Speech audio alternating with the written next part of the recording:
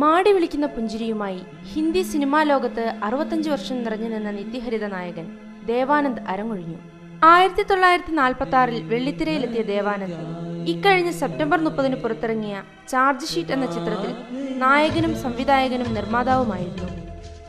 പൂർണ്ണമായി അമേരിക്കയിൽ ചിത്രീകരിക്കാനിരുന്ന song of life ആയിരുന്നു അദ്ദേഹത്തിന്റെ അടുത്ത ചിത്രം. 113 സിനിമകളിൽ അഭിനയിച്ചു. 19 സിനിമകൾ സംവിധാനം ചെയ്യുകയും 31 നിർമ്മിക്കുകയും ചെയ്തു. 13 സിനിമകൾക്ക് കഥ എഴുതി. റൊമാൻസിംഗ് വിത്ത് ലൈഫ് എന്ന ആത്മകഥയും രചിച്ചു. പത്മഭൂഷൺ ബഹുമതിയും ഇന്ത്യയുടെ പരമോന്നത ചലച്ചിത്ര പുരസ്കാരമായ ദാദാസാഹിബ് ഫാൽക്കെ അവാർഡും ലഭിച്ചിട്ടുണ്ട്. അവിഭക്ത പഞ്ചാബിൽ ലാഹോറിന് സമീപം ഗുരുദാസ്പൂരിൽ 1923 സെപ്റ്റംബർ 26 ജനനം. പൂർണ്ണ പേര് ധരംദേവ് കിഷോരിമാൽ ആനന്ദ്.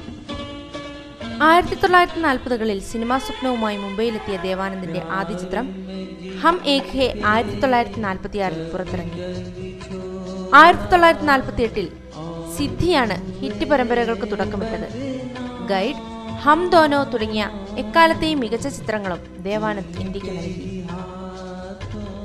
പ്രമുഖ ഇന്ത്യൻ ഇംഗ്ലീഷ് എഴുത്തുകാരൻ RK നാരായണന്റെ ഗൈഡ് എന്ന നോവലിനെ ആസ്പദമാക്കി അതേ പേരിൽ 1966 പുറത്തിറങ്ങിയ ചിത്രം മികച്ച നടൻ ഉൾപ്പെടെ 6 ഫിലിംഫെയർ പുരസ്കാരങ്ങൾ നേടി.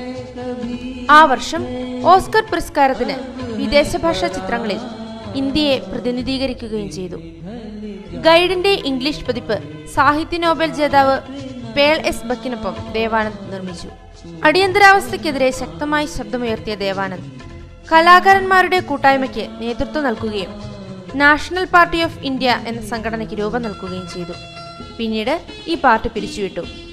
1977 ഇന്ദിരാഗാന്ധിക്കെതിരെ സജീവമായി പ്രചാരണ രംഗത്തിറങ്ങി. 88 വയസ്സിന്റെ ചെറുപ്പത്തിലും അഭിനയവും സംവിധാനവും നിർമ്മാണവുമായി തിളങ്ങി നിന്ന താരം 2011 ഡിസംബർ 4 ഞായറാഴ്ച അരങ്ങൊഴിഞ്ഞു.